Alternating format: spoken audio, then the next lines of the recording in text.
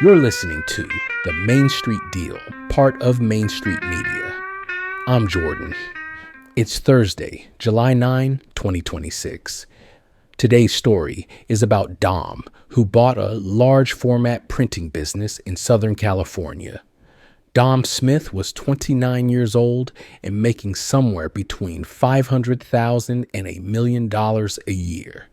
He'd started at J.P. Morgan, then spent 6.5 years at Ares, one of the largest private credit firms in the world, financing the kinds of buyouts he would later do a very small version of himself. On paper, he had it. In practice, the work felt transactional, and the year-end bonuses stopped meaning anything. He watched the partners who had built the firm operate with a kind of ownership he knew he'd never feel as an employee. So at 29, with kids not far off, he walked away from the 7-figure track to go buy a business of his own. The search took about a year, and he ran most of it on nights and weekends while he was still employed. His first real deal was almost a disaster he didn't see coming. It was an aerospace parts business, and one customer made up about 35% of the revenue. The seller wasn't sure how solid that customer was, and neither was Dom. So instead of trusting the paperwork, he worked his network until he got the general manager at that customer on the phone. In about 2 minutes, the man told him they were moving to a different material and would probably be leaving. 35% of the revenue gone. Dom killed the deal. Hold on to that. Because the scrappiness that saved him there is the same instinct that made the next deal work.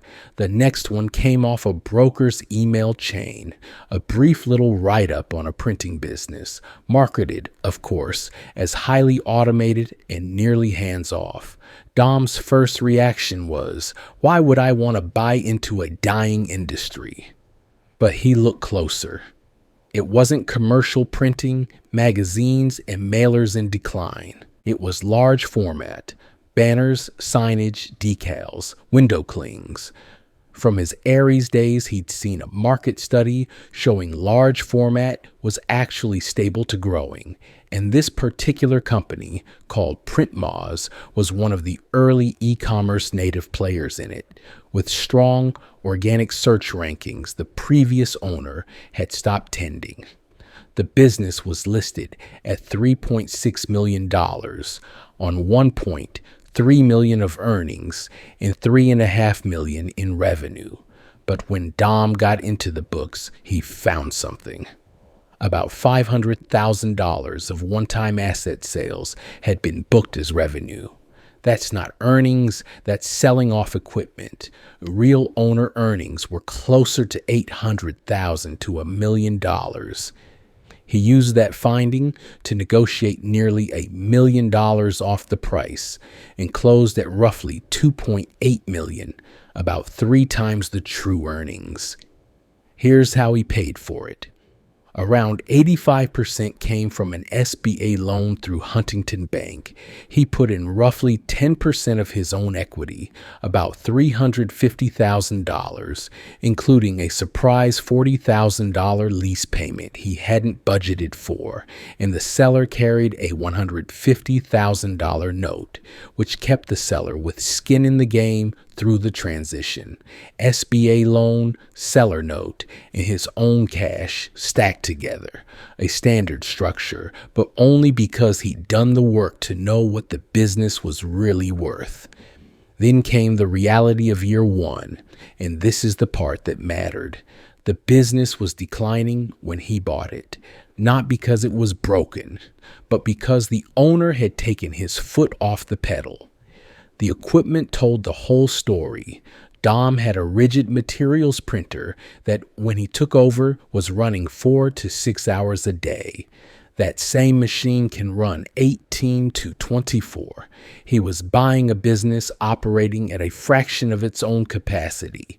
So he did the unglamorous things. He got in the weeds. He started bidding on municipal contracts and won one with Santa Monica's Big Blue bus transit system that now makes up about 10% of annual revenue. He went back to a jewelry retailer with 110 locations that the previous owner had written off as too demanding, and he re-earned the account. He hired salespeople where there had been none, and the machine started running more hours. Within about 18 months, revenue was growing 30 to 50% year over year, and not by adding equipment, but by using what was already sitting on the floor. The turning point wasn't a single moment. It was the decision made over and over to treat a passive automated business as anything but passive. The seller had run it half asleep. Dom ran it awake. So here's the takeaway if you're in the search this week. When a listing is marketed as hands-off and automated, read that as a warning label, not a selling point. A business coasting on autopilot is almost always a business running below its own capacity, and that gap between what it does and what it could do is exactly where your return lies, but you only capture it if you're willing to get in the weeds. Dom left a 7-figure job to go do the unsexy work of winning municipal bus contracts and chasing down accounts the last owner had quit on.